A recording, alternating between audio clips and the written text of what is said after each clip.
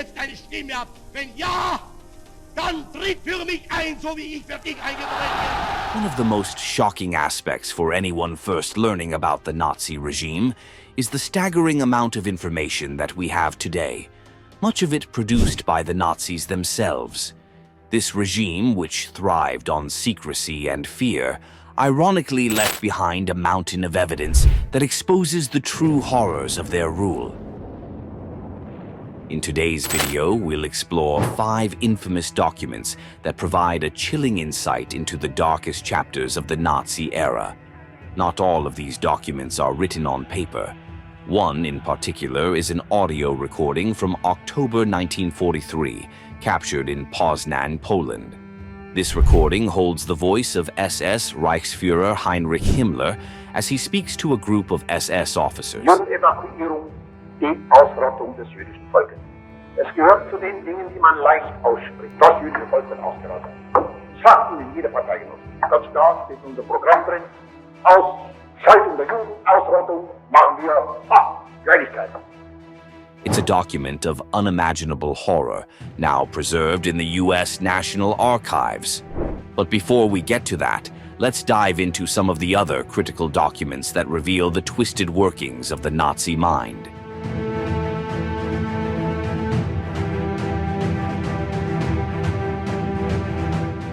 One, the British Connection, a royal scandal. Our journey begins far from the battlefields of Europe, in the heart of the British monarchy, a place seemingly unconnected to the horrors of Nazi Germany.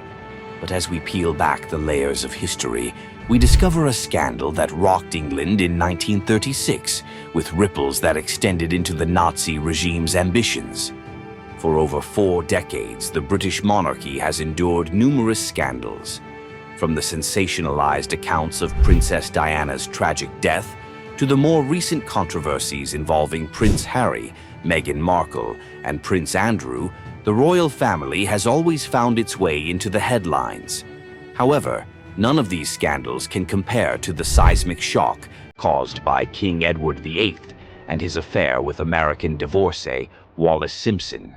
The abdication crisis. King Edward VIII's decision to abdicate the throne in December 1936 stunned the world. The idea that a British monarch would relinquish his crown for love, especially for a twice-divorced American woman, was almost unthinkable at the time. For many in Britain, particularly in the ultra-upper-class society of the 1930s, a divorced woman was considered morally corrupt, unfit for the sanctity of the British throne.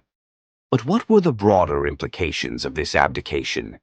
Edward's abdication led to his younger brother, George VI, assuming the throne, a move that dramatically shifted the dynamics of the British monarchy during a tumultuous period in history.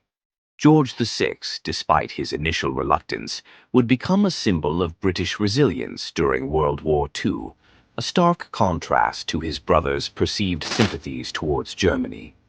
This scandal and its consequences are still relevant today, as they highlight the complex relationships between the British monarchy, national identity, and international politics. The abdication also underscores how personal decisions of powerful individuals can have profound and far-reaching effects on global events. Soll von Deutschland bombardiert werden. Also eine größere Art von Vaterlandsverrat gibt's überhaupt. Pro-German sentiments. The story is well known, but there is a darker undercurrent that isn't often discussed. King Edward VIII, the man who chose love over duty, harbored a disturbing admiration for Adolf Hitler and Benito Mussolini. His sentiments, though not entirely uncommon among Britain's elite at the time, ran deeper than most. According to historian Andrew Loney, Edward was pro-German, a stance that had roots in the British royal family's deep German heritage. But why did Edward harbor such sentiments? The interwar period was a time of significant ideological struggle, not just within Germany, but across Europe.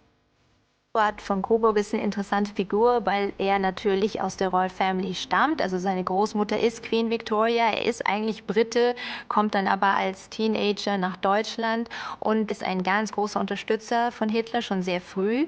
Und Hitler erkennt, dass diese Verbindungen von Karl Eduard zu der Royal Family sehr, sehr nützlich sind, dass er ihn als Kanal von Deutschland nach Großbritannien benutzen kann, als propagandistischen Kanal, aber auch um Edward VIII.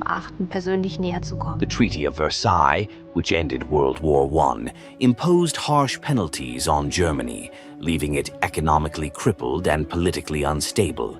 For many in Britain, including Edward, there was a sense that the treaty had been overly punitive. They believed that a revitalized Germany could serve as a bulwark against the rising tide of communism from the Soviet Union. This sentiment was not unique to Edward, but was shared by many in Britain's aristocracy and political elite. This affinity for Germany was also deeply personal for Edward. The British royal family, originally of German descent, had strong ties to German nobility. These ties were still fresh in the minds of many aristocrats, and the idea of a powerful, resurgent Germany appealed to them. Edward's admiration for Hitler, however, went beyond mere political strategy. Some accounts suggest that he saw in Hitler a kindred spirit, someone who could restore order and strength to a country weakened by war and internal strife. The Nazi plot, Operation Willy. In 1945, as the war drew to a close, an American officer discovered an abandoned German military vehicle. Inside were hundreds of documents, some signed by the infamous Nazi Foreign Minister Joachim von Ribbentrop. Among these was a reference to a Nazi plot involving Edward, Operation Willy, a plan to use him as a puppet king in a bid to negotiate peace with Britain under Nazi terms. This plot exposed the depth of Edward's sympathies towards Germany and raised questions about his loyalties. But what exactly was Operation Willy? The plan involved kidnapping Edward and his wife Wallis Simpson, with the aim of pressuring the British government into negotiating a peace settlement favorable to Nazi Germany. The Germans believed that Edward, due to his pro-German sentiments, could be persuaded or coerced into collaborating with the Nazi regime. The whole journey to Berchtesgaden, they're on a parallel track, are trains full of guns and tanks and military rolling stock, reminding Chamberlain that Nazi Germany is now a really powerful military nation. This was a gross miscalculation on the part of the Nazis, as they underestimated both the resolve of the British government and the widespread public revulsion at the idea of any form of collaboration with Hitler. The documents related to Operation Willy also shed light on the extent of Nazi espionage and subversion in Britain. The Nazis had cultivated a network of sympathizers and informants within the UK, some of whom were high-profile figures in society. These documents revealed the lengths to which the Nazis were willing to go to achieve their aims, including the use of blackmail, propaganda, and psychological warfare. The broader implications of Operation Willy and Edward's sympathies extend beyond mere historical curiosity. They raise important questions about the fragility of democratic institutions and the potential for powerful individuals to subvert them. In this case, the resilience of British democracy and the leadership of figures like Winston Churchill ensured that the Nazi plot failed. However, the existence of such a plan underscores the dangers posed by authoritarian regimes and the need for vigilance in defending democratic values. 2. The Night and Fog Decree. Disappearing dissent. Moving from royal scandals to the dark corridors of Nazi oppression, we encounter the Nacht- und Nebel-Erlass, or Night and Fog Decree, issued by Adolf Hitler in 1941. This decree was a tool of terror aimed at silencing any and all opposition within the territories occupied by Nazi Germany. The purpose of the decree. The decree specifically targeted individuals in Nazi-occupied territories who were suspected of working against the regime. Hitler's directive was clear. Such individuals were to be either imprisoned or murdered. The decree mandated that prisoners be transported to Germany, where they would disappear into the system, leaving their families in agonizing uncertainty about their fate. The Night and Fog Decree was part of a broader strategy of intimidation and control that the Nazis employed in occupied territories. By removing dissidents without a trace, the regime instilled fear not only in the population, but also among the potential resistance fighters. The decree was a clear message that any form of opposition would not only be crushed, but would be erased from memory, leaving no martyrs or symbols of defiance for others to rally around. The decree's name itself is a reflection of the regime's psychological warfare. Night and fog suggested an environment of impenetrable darkness and confusion, where individuals could be swallowed whole by the state, never to return. It was designed to create an atmosphere of dread, ensuring that resistance was stifled before it could even begin. The fear of disappearing into the night and fog became a powerful deterrent against any attempts to oppose Nazi rule.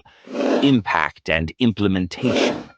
The Night and Fog Decree was enforced with brutal efficiency by the Gestapo and the SS. Many victims were abducted right off the streets, never to be seen again. The term night and fog became synonymous with the terror of the Nazi state, as the decree left no trace of its victims, no records, no trials, and no communication with the outside world. The implementation of this decree was chillingly methodical. The Gestapo had wide-reaching powers to arrest anyone they deemed a threat, often based on the flimsiest of evidence or mere suspicion. Those taken under the Night and Fog Directive were often transported to concentration camps where they faced torture, forced labor, and almost certain death. The families of the disappeared were left in the dark, often receiving vague or false information about the whereabouts of their loved ones. One particularly horrifying aspect of the Night and Fog Decree was the psychological torment it inflicted on the families of the victims. By denying them any information, the Nazis created an atmosphere of dread and hopelessness. Many families held on to the false hope that their loved ones might still be alive, only to have those hopes cruelly dashed after the war when the full extent of the decree's brutality was revealed. The decree also had significant implications for international law and human rights. The systematic disappearance of individuals violated fundamental principles of justice and human dignity. After the war, the Night and Fog Decree became a focal point in the Nuremberg trials, where Nazi officials were held accountable for their crimes. The decree is now seen as a precursor to the concept of enforced disappearances, which continue to be a grave concern in modern human rights discourse. 3. The Einsatzgruppen Reports, the Holocaust by bullets. As we delve deeper into the operations of the Nazi regime, we come across the chilling activities of the Einsatzgruppen, the Nazi death squads responsible for the systematic murder of over 1 million Jews in Eastern Europe. Formation and purpose. The Einsatzgruppen were formed by SS and Order police troops in 1939 during the invasion of Poland. Initially, their targets were individuals suspected of being part of the resistance, or those likely to join, such as teachers, unionists, and socialists. After Poland was fully occupied, these death squads turned their attention to the Jewish population, initiating what would later be known as the Holocaust by bullets. But what drove these men to commit such atrocities? The members of the Einsatzgruppen were not ordinary soldiers. They were specially selected for their ideological commitment to the Nazi cause. Many of them were highly educated, including lawyers, doctors, and academics, which makes their actions all the more horrifying. These were men who believed in the Nazi ideology of racial purity and were willing to carry out mass murder in the name of that belief. The Holocaust by bullets is a term that refers to the mass shootings of Jews, Roma, and other groups by the Einsatzgruppen in Eastern Europe. Unlike the industrialized killings of the concentration camps, these murders were carried out face to face, often in broad daylight, with the victims being forced to dig their own graves before being shot. The psychological toll on the perpetrators was significant, but many were able to rationalize their actions through the dehumanizing propaganda they had been fed by the Nazi regime. The Einsatzgruppen were a key element of the final solution, the Nazi plan to exterminate the Jewish people. Their operations began immediately following the invasion of the Soviet Union in June 1941. As the German army advanced, the Einsatzgruppen followed, systematically rounding up and executing Jews and other perceived enemies of the Reich. These mobile killing units were responsible for some of the earliest and most brutal mass killings of the Holocaust. The Jaeger Report. One of the most infamous documents that detail these atrocities is the Jaeger Report, authored by SS officer Standartenführer Karl Jaeger. This report meticulously recorded the numbers of Jews killed by the Einsatzkommando III in Lithuania, listing towns, dates, and the horrifying totals of lives extinguished: 137,346 people, including men, women, and children, buried in mass graves. The Jaeger Report is a chilling example of the bureaucratic nature of the Holocaust. Jaeger, like many other SS officers, took pride in the efficiency with which his unit carried out its gruesome tasks. The report is cold and clinical, reducing the murder of thousands of innocent people to mere statistics. It serves as a stark reminder of how the Nazi regime dehumanized its victims, turning the act of mass murder into an administrative task. What makes the Jaeger Report particularly disturbing is the level of detail it contains. Jaeger did not just record the total number of victims, he broke them down by age, gender, and location, as if he were conducting a census rather than documenting a genocide. This obsessive record-keeping was a hallmark of the Nazi regime, which sought to maintain control over every aspect of its genocidal policies. The Einsatzgruppen's actions were not limited to Lithuania. Similar atrocities were carried out across Eastern Europe. The scale of the killing was staggering, with entire communities being wiped out in a matter of days. The psychological impact on the surviving populations was devastating, as the Einsatzgruppen's actions left behind a legacy of trauma that would last for generations. The discovery and publication of the Jaeger Report after the war provided crucial evidence for the prosecution of Nazi war criminals. The report, along with other documents and testimonies, helped to establish the systematic nature of the Holocaust and the direct involvement of the Nazi leadership in orchestrating the genocide. Today, the Jaeger Report stands as one of the most damning pieces of evidence of the horrors committed during the Holocaust. 4. The Himmler Poznań Speech, a chilling confession. Next, we turn to one of the most infamous audio recordings from the Nazi era, the Poznań Speech by Heinrich Himmler.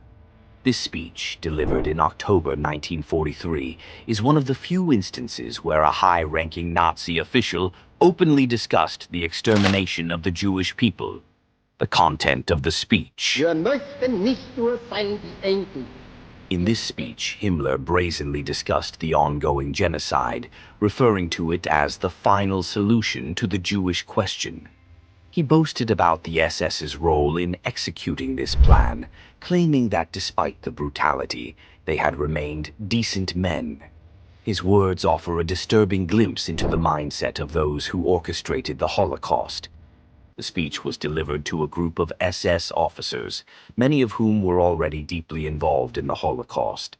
Himmler's goal was to reinforce their commitment to the genocidal policies of the regime, while also addressing the psychological toll that such actions were taking on the men. He acknowledged the difficulty of the task, but framed it as a necessary evil in the pursuit of a greater goal. the racial purification of Europe. Himmler's speech is particularly chilling because of the way he rationalizes the atrocities committed by the SS. He portrays the mass murder of millions as a difficult but necessary task, one that required strength and resolve. In doing so, he attempts to normalize the genocide, casting it as a moral duty rather than a crime against humanity. This rhetoric was designed to bolster the morale of the SS officers and to justify their actions in the face of growing international condemnation. Significance of the recording. This recording, now preserved in the U.S. National Archives, is a rare and harrowing primary source that captures the cold-blooded nature of the Nazi leadership. It stands as a stark reminder of the calculated cruelty that underpinned the regime's genocidal policies. The Poznań Speech is significant, not only for its content but also for its timing. By 1943, the war was beginning to turn against Germany, and the full extent of the Holocaust was becoming clear to the world. Himmler's speech was an attempt to rally his men for the final phase of the extermination effort, even as the Reich began to crumble around them.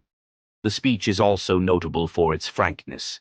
Unlike Hitler, who often spoke in euphemisms when discussing the Holocaust, Himmler was brutally direct in his language.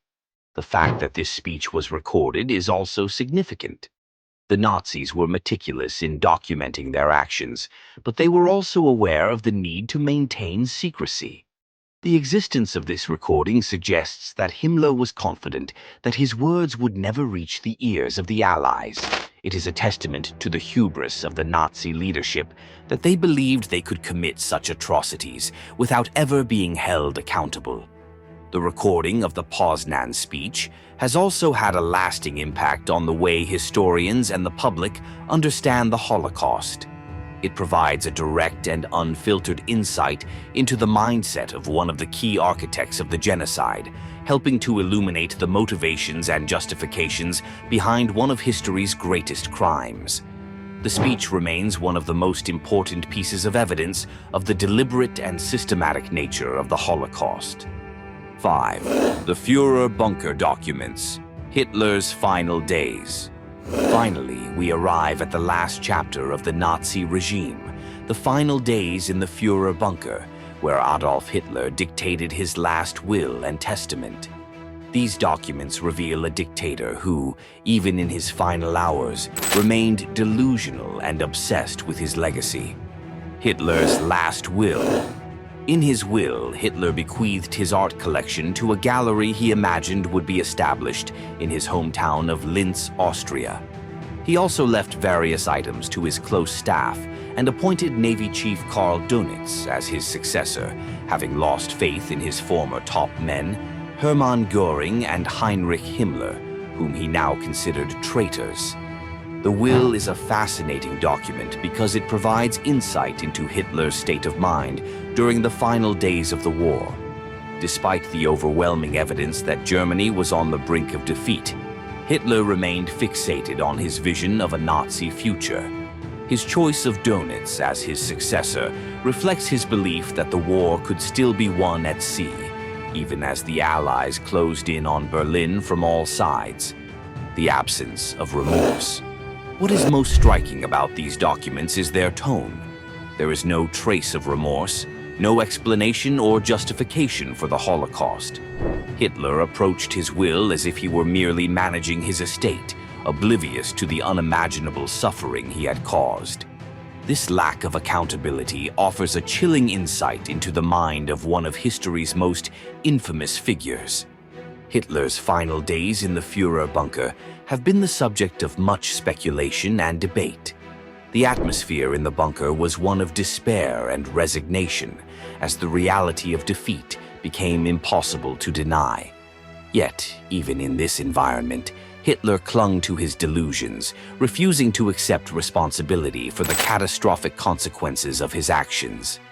The documents from the Führer bunker also include Hitler's final political testament, in which he blamed the Jews for the war and urged his followers to continue the fight against them. This document, more than any other, reveals the depth of Hitler's anti-Semitism and his refusal to acknowledge the devastation he had wrought upon Europe. The Führer bunker documents also provide insight into the psychological state of Hitler and those around him as the Third Reich crumbled. The accounts from those who were in the bunker with Hitler, including his secretaries and closest aides, paint a picture of a man who was increasingly detached from reality, issuing orders to armies that no longer existed and clinging to the belief that a miracle could still save Germany. The Führer bunker documents are a stark reminder of the dangers of unchecked power and the delusions of absolute authority. They serve as a cautionary tale about the destructive potential of ideological fanaticism and the catastrophic consequences it can have for entire nations.